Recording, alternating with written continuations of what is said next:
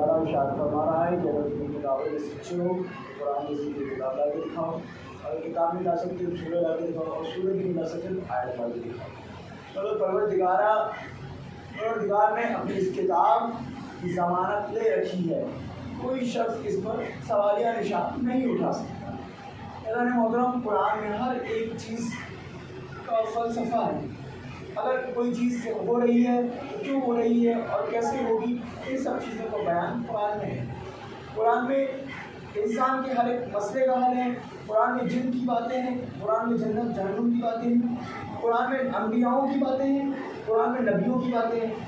اعزاز محترم، قرآن ایک ایسا سمندر ہے جو ہر ایک شے کی علم کو اپنے اندر سموئے ہوئے، لیکن ہم ناقص علم جو ہیں کہ ہم قرآن پہ غور و فکر نہیں کر پاتے۔ تو اس میں اللہ کی غلطی نہیں ہے، نبی کی غلطی نہیں ہے، امام کی غلطی نہیں ہے، معصومین کی غلطی نہیں ہے، غلطیاں ہماری ہے، کیونکہ اللہ نے ہمارے درمیان کتاب کو اتار دیا۔ اب ہمیں کیسے اس کتاب کا مطالعہ کرنا ہے، کیسے پڑھنا ہے، وہ ہماری ذمہ داری ہے۔ اعزاز محترم، گزشتہ مجلسوں میں میں نے یہ بیان کیا ہے کہ کوئی بھی مورخ اگر اپنی کتاب کو لکھتا ہے تو اس میں یہ نہیں لکھتا کہ آپ اسے غور سے پڑھیے، لیکن قرآن میں ایک دو جگہ نہیں، قرآن میں 4 سے 5 دفعہ خدا بزرگ ارشاد فرما رہا ہے کہ اے لوگوں، کیا تمہارے ذہنوں میں کفر پڑ گیا ہے کہ جو تم قرآن پہ غور و فکر نہیں کر رہے ہو؟ قرآن پہ غور و فکر کرو۔ اگر قرآن پہ غور و فکر کرو گے تو اس میں تمہارا فلاح، تمہاری بھلائی ہے۔ صلوات پڑھیے پر محمد والے۔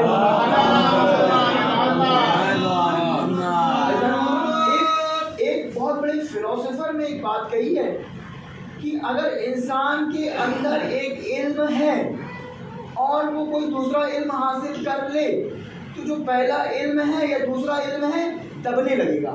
مطلب ایک علم ایک وقت میں ایک ہی علم رہے گا، ایک وقت میں ایک ہی علم رہے گا، لیکن قرآن جس نے حفظ کی اس کا ذہن اور تر و تازہ ہو جاتا ہے۔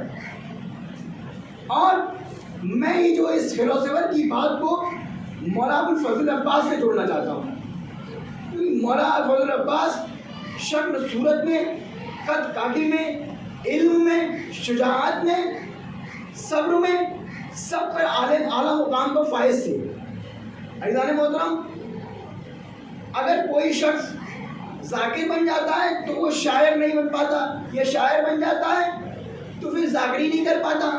مطلب اگر کوئی بھی علم اگر اس کے اندر اگر منزل عروج تک پہنچ گیا ہے کوئی ایک علم، تو دوسرا علم اگر وہ چاہے کہ یہ بھی منزل عروج تک پہنچ جائے تو نہیں پہنچ پائے گا۔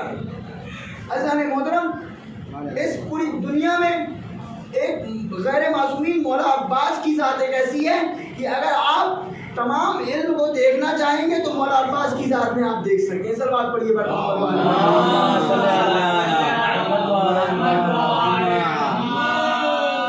محترم، رسول خدا کی دعا جب مقبول ہوئی، ہم انسانوں کی جو دعا ہے جب وہ حاجات ہمیں حاصل ہو جاتے ہیں تو اس میں قبولیت، شرف قبولیت کے درجے پہ رکھتے ہیں، لیکن جب معصومین کی دعائیں قبول ہوتی ہیں تو وہ مقبولیت کے شرف آتی ہے، مقبولیت کے درجے پہ آتی ہے۔ تو عزیزان محترم، رسول خدا کی دعا ہے مولا علی، اور مولا علی نے جسے مانگا ہے اسے مولا ابوالفضل عباس کہا جاتا ہے۔ عزیزان محترم، جناب فاطمہ الزہرا نے وصیت کی تھی، اے علی، میرے دنیا سے جانے کے بعد آپ دوسری شادی کر لیجیے گا۔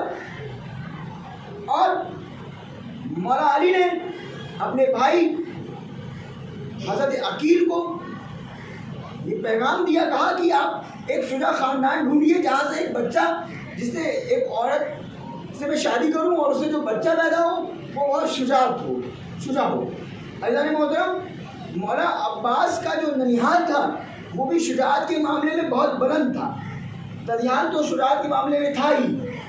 عزیزان محترم، تو مولا علی نے اپنے بھائی عقیل کو کہا کہ کوئی ایسا خاندان شجاع خاندان بتائیے جہاں میں شادی کروں تو مجھے شجاع اولاد ملے. تو فاطمہ بنت تو ام البنین کا خاندان بتایا اور مولا علی نے ام البنین سے شادی کی. عزیزان محترم روایت بتاتی ہے کہ جب جناب ام البنین شادی کر کے مولا علی کے دولت قدے پہ آتی ہیں تو آتی ہیں اور دیوڑی پہ بیٹھ جاتی ہیں اور دیوڑی کا بوسہ لینا شروع کر دیتی ہیں اور کہتی ہیں اے حسن و حسین، اے کلثوم و زینب، یہ مت سمجھنا کہ میں تمہاری ماں ہوں، میں تمہاری کنیز بن کر آئی ہوں. عزیزان محترم جس ماں کے ایسے خیالات ہوں تو اس کا فرزند حسن حسین کے لیے کتنا وفادار ہوگا، حسنین کے لیے جناب زینب اور ام کلثوم کے لیے کتنا وفادار ہوگا. عزیزان محترم ام البنین جیسا کردار دنیا میں آج تک نہ ملا. جبکہ مولا عباس چاہتے تو مولا حسین کو بھائی کہہ سکتے تھے لیکن بھائی نہیں کہا. ہمیشہ ام البنین نے ایسی تربیت دی، کہا کہ تم غلام زادے ہو، تم کبھی بھائی نہ کہنا، تم آقا ہی کر کے خطاب کرنا. اور تا عمر مولا عباس آقا ہی کہتے رہے، بھائی کبھی نہیں کہا. صلوات پڑھیے پر محمد تو جہاں ام البنین جیسی ماں ہو تو وہاں عباس جیسا بیٹا پیدا کی ہو. محترم جناب فاطمہ الزہرا نے وصیت کی، اے ابو الحسن، اے علی، میرے حسین یاسین سورہ مزمل کی تلاوت روز آ کے کیا کرے. محترم روایت بتاتی کہ ایک دفعہ مولا علی جناب فاطمہ الزہرا کی قبر پہ تلاوت کر رہے تھے کہ ایک باری قبر زہرا میں لرزہ پیدا ہو جاتا ہے. مولا علی کہتے ہیں اے فاطمہ، کیا مجھ سے کوئی خطا ہو گئی؟ قبر فاطمہ زہرا سے آواز آتی ہے اے علی آپ واپس جائیے، میرا حسین پیاسا ہے. مولا علی جیسے ہی گھر کو لوٹ کر آتے ہیں دیکھتے ہیں کہ مولا عباس کے ہاتھوں میں کوزہ ہے اور مولا حسین کو سیراب کر رہے ہیں. تو یہ ہے عباس، یہ عباس کی فضیلت، مولا عباس کی فضیلت ہے. عزیزان محترم میں پورا اشرا مولا عباس کے فضائل پہ نکال سکتا ہوں لیکن یہاں مختصر چیزیں. مولا عباس کے اتنے فضائل ہیں کہ جب سیکنڈ ورلڈ وار ہوا تو ہٹلر اور اس کی فوج جب کربلا سے ہو کر گزرنے لگی تو ہٹلر نے اپنے فوجیوں سے کہا کہ یہ جو قبر دکھ رہی ہے اس پہ سیلیوٹ کرو. انہوں نے کہا سیلیوٹ تو زندہ کو کیا جاتا ہے، کسی قبر پر کیوں سیلیوٹ کریں؟ ہٹلر نے کہا کہ یہ وہ شجاعت کا دلیل بہادر تھا کہ جس کے پاس سب کچھ ہوتے ہوئے بھی اپنے آقا کے حکم کی فرمانی کرتے ہوئے اپنی طاقت کا استعمال نہ کیا، اپنے آقا کے فرمان کو مانتے ہوئے اپنی طاقت کا استعمال نہ کیا. ہٹلر کی فوج نے مولا عباس کے روضے پہ سلامی کی. یہ ہے مولا عباس کے فضائل. عزیزان محترم مولا عباس اتنے شجاع تھے کہ اگر کربلا میں آپ کو جنگ کی اجازت مل جاتی تو کوئی بھی لئیم گھر واپس نہ جاتا. عزیزان محترم مولا عباس مولا حسین کے قریب آتے ہیں، کہتے ہیں اے میرے آقا مجھے جنگ کی اجازت دے دیجیے. مولا حسین کہتے ہیں اے میرے بھیا تم تو میرے لشکر کے سپہ سالار ہو. عجب نہیں مولا عباس دائیں طرف دیکھتے ہیں بائیں طرف دیکھتے ہیں، کہتے ہیں اے مولا اے میرے آقا اب وہ لشکر ہی کہاں رہا جس کی میں علمداری کروں. مولا عباس نے کہا مولا حسین نے کہا اے عباس میں تمہیں جنگ کی اجازت کیسے دے سکتا ہوں؟ ارے ذرا خیام حسین میں خیموں کی طرف نظر تو ڈالو، دیکھو کیسے بچے التش کی صدائیں بلند کر رہے ہیں. اے عباس اور عزیزان محترم اس مسائل کو یہاں روکتے ہوئے ایک فکرہ مولا عباس کی شان اور بیان کرتا چلتا ہوں جو اس سے ریلیٹڈ ہے، جو اس سے ملتا ہوا ہے. عزیزان محترم اسلام میں ایک قوانین ہوتا ہے، ایک رول ہوتا ہے کہ جو حربے آپ کی طرف ہیں اگر سامنے مخالف فوج میں وہ حربہ نہ ہو، وہ ہتھیار نہ ہو تو آپ کو استعمال نہیں کر سکتے. یہی وجہ تھی کہ مولا عباس کو مولا حسین نے پورے جوہر نہ دکھانے دیے تھے، کیونکہ عباس جیسا کوئی مخالف فوج میں نہیں تھا اور مولا حسین شریعت سے باخبر تھے، اس لیے مولا عباس کو پوری اجازت نہیں تھی۔ اذان محترم، مولا حسین نے مولا عباس سے کہا اے عباس تم جا تو رہے ہو لیکن بچوں کے لیے تھوڑا سبیل کا انتظام کر دو، پانی کا انتظام کر دو۔ اذان محترم، ایک ٹوٹا ہوا نیزہ مولا حسین نے مولا عباس کے ہاتھوں میں دیا، مشق سکینہ تھی، اور جو پرچم جس پہ نصر من اللہ فتح قریب لکھا تھا اس کو مٹا کر امام حسین علیہ السلام نے انا للہ و انا الیہ راجعون لکھ دیا۔ اذان محترم، مولا عباس نہر فرات کے قریب پہنچتے ہیں، اپنے گھوڑے کو نہر فرات کو اتارتے ہیں اور کہتے ہیں اے اصل واقفہ، اے میرے گھوڑے پانی پی لے، لیکن یہ اہل بیت کے گھر کا ایک پلا ہوا جانور ہے جو جانتا ہے اپنے آقا کی مشیت کو بخوبی جانتا ہے۔ مولا عباس نے مشق سکینہ کو بھرا اور جیسے ہی چلو میں پانی لیا، مولا عباس کے چلو میں سکینہ کی تصویر نظر آنے لگی۔ مولا عباس نے پانی کو نہر فرات پر پھینک کر واپس کر دیا۔ اذان محترم، اور مولا عباس نہر فرات سے بڑھنے لگے۔ ادھر شمر جو ایک طرف سے رشتے میں مولا عباس کا رشتہ دار بھی تھا، وہ آتا ہے اور کہتا ہے اے عباس یا تو بیعت کر لو یا مشق کا دہانہ بوئے دو، پانی بہا دو، کیونکہ ہم حسین کے خیمے میں ایک قطرہ آپ جانے نہ دیں گے۔ مولا عباس کو غیظ آتا ہے، مولا عباس نے حملہ کیا، فوجیں بکھرنے لگی، تمام فوجوں میں کوہرام پیدا ہو گیا۔ اب جو پھیلی ہوئی فوجیں تھیں انہوں نے آپس میں گفتگو کی کہ یہ عباس ہے، ارے اس پر اتنے آسانی سے غالب نہیں ہو سکتے، اس کو اتنی آسانی سے ہرا نہیں سکتے، یہ علی کا شیر ہے، یہ قمر بنی ہاشم ہے، اس نے جیسے صفین میں منظر دکھائے تھے ویسے کربلا میں منظر دکھا رہا ہے، اس پر تم اتنی آسانی سے فتح نہیں کر سکتے۔ اب تمام فوجی بکھری ہوئی فوج سمٹنے لگی، مولا عباس پہ وار ہونے لگے۔ اذان محترم، چند قدم چلے تھے مولا عباس کی ایک شانہ مولا عباس کا قدم ہو جاتا ہے۔ مولا عباس مشق سکینہ کو اپنے دانتوں سے دباتے ہیں، دوسرے ہاتھ سے علم لیے رہتے ہیں۔ اذان محترم، تھوڑے چند قدم مولا عباس بڑھتے ہیں، مولا عباس کا بایاں بازو بھی شہید ہو جاتا ہے۔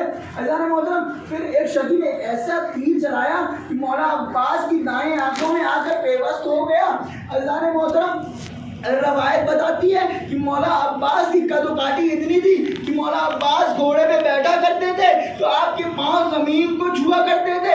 ارے ام البنین کو بس اسی بات کا فخر تھا کہ ارے پورے عرب میں، پورے اس دنیا میں کوئی ایسا پیدا نہ ہوا ہے جو میرے عباس کے سر پہ گرز مار دے۔ عزیزان محترم، اب وہ جو عباس کے دونوں ہاتھ، دونوں شانے قلم ہو گئے تھے، اب عباس چاہتے ہیں کہ اس آنکھ میں لگی ہوئی تیر کو نکالا جائے۔ مولا عباس نے اپنے سر کو زانو کی طرف جھکایا اور چاہتے ہیں کہ زانو سے پھنسا کر تیر کو نکال دیا جائے۔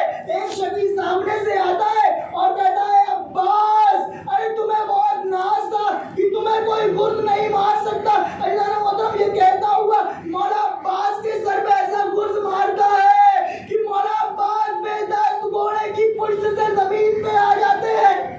عزیزان محترم، کربلا کے اس شہید کا مصائب جب میں سوچتا ہوں تو رونا آ جاتا ہے۔ عزیزان محترم، کربلا کا ہر ایک شہید جب گھوڑے کی پشت سے زمین پہ آیا تو اپنے ہاتھوں کو ٹیک لیتا تھا، اپنے ہاتھوں کا سہارا لے لیتا تھا، لیکن ہائے باب الہوائے جب الفضل عباس، آپ کے دونوں ہاتھ قلم ہو گئے تھے۔ اب مولا عباس زمین پر بے دست ہی آئے، آواز دی اے میں آقا حسین میری مدد کو آئیے۔ مولا حسین مولا علی اکبر کے ساتھ عباس کے لاش عباس کے جسم اطہر کے پاس پہنچتے ہیں اور کہتے ہیں اے بھیا عباس،